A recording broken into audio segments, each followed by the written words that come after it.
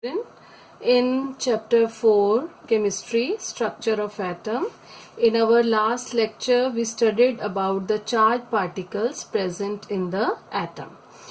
Now different scientists gave different models for the structure of atom because it was considered necessary to know how electrons and protons are arranged within the atom.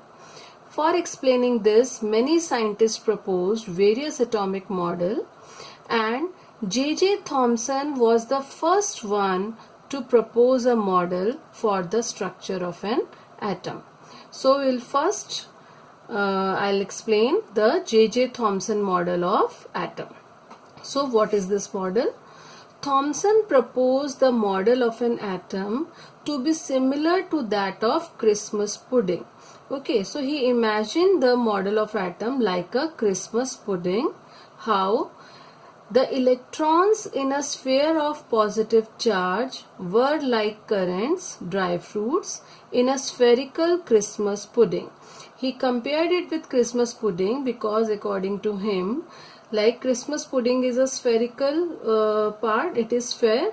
So he said that positive charge is in the sphere and the electrons or negative charge are embedded in between the pudding or in between the sphere.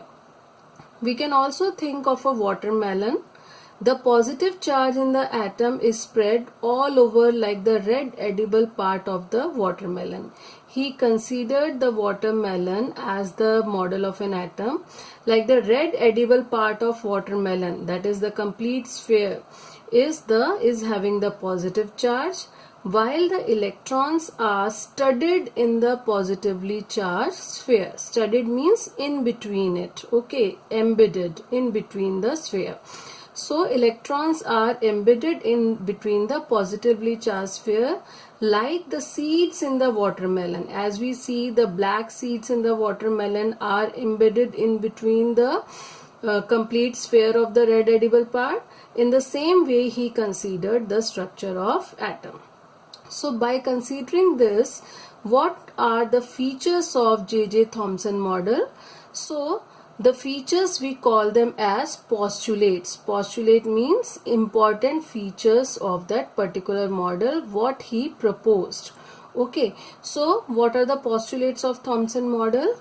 Number one, an atom consists of a positively charged sphere and the electrons are embedded in it. Okay, this is clear from this diagram that an atom consists of a positively charged sphere. This complete sphere is of positive charge and electrons are embedded in it in between.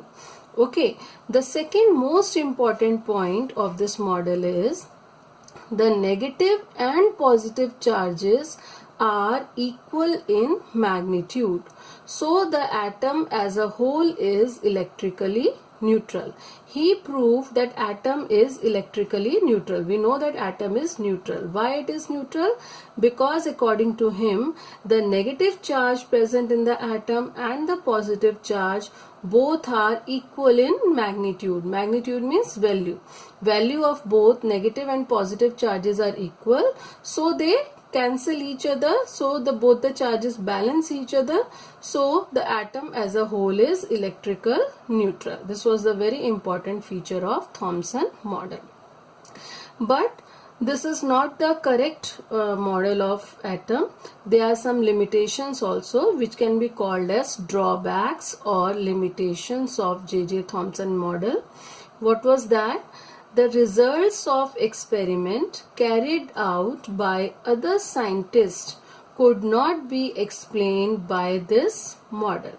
The other scientists came, Rutherford, Bohr, they also gave their model, they also done so many experiments, but results of their experiments, results of experiments carried out by other scientists could not be explained by this model of J.J. Thomson. So it is the drawback of J.J. Thomson model. So overall, J.J. Thomson gave us two important postulates, and he proved that the atom is electrically neutral because positive and negative charges are equal. But there is one drawback, that he could not explain the experiments carried out by other scientists. Thank you.